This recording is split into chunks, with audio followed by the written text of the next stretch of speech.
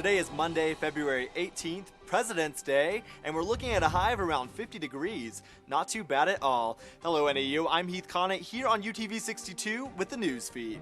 Well, our own President Bush may not have the highest popularity rating here in the United States or in North America, but he's definitely gaining popularity points over in Africa. President Bush made a large deposit in Tanzania's bank account yesterday, signing an agreement to provide the African nation with nearly $700 million in aid. It's part of a program to help developing countries. The president also called on Congress at home to renew his initiative to fight AIDS, a disease that has had catastrophic effects in Africa. President Bush wants $30 billion over the next 5 years to fund the initiative. There's been criticism, however, that the program is undermined by an overemphasis on abstinence while practically ignoring sex education and birth control use. Kosovo's parliament officially declared independence from Serbia yesterday. It's a move many Western governments support, but Serbia and Russia bitterly oppose. The United Nations Security Council said it would hold an emergency session yesterday to discuss Kosovo's declaration at Russia's request. Russia, Serbia's historic ally, called for an open Security Council meeting today. Russian UN Ambassador Vitaly Churkin briefly spoke on the controversy. We'll be highly concerned and we will be inquiring about the situation on the ground.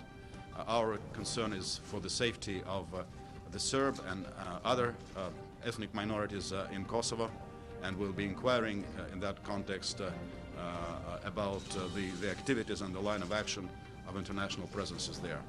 And certainly again we'll strongly warn against any attempts at repressive measures should Serbs in Kosovo decide not to comply with this unilateral proclamation of independence.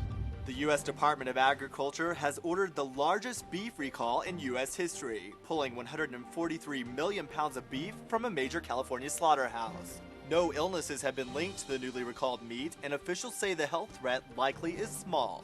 The recall involves meat dating back to February 1st, 2006. It came from Westland Hallmark Meat, based in Chino, California.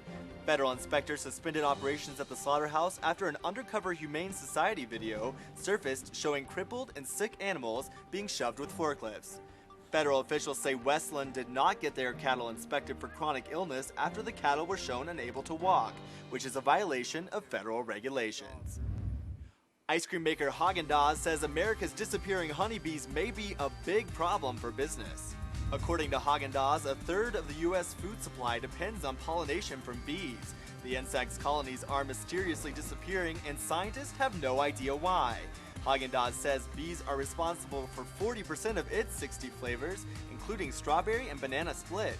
The company is launching a campaign to raise consumer awareness by launching a new flavor called Vanilla Honeybee. Well, be sure to watch NAU Live, Arizona's only live student-produced newscast, on Tuesdays and Thursdays at 5 p.m. for the latest in news, sports, weather, and entertainment. Well, I'm Heath Connot, and that's all I've got for this edition of the news feed, but enjoy the rest of your President's Day and keep it right here on UTV62, and I'll be seeing you throughout the day.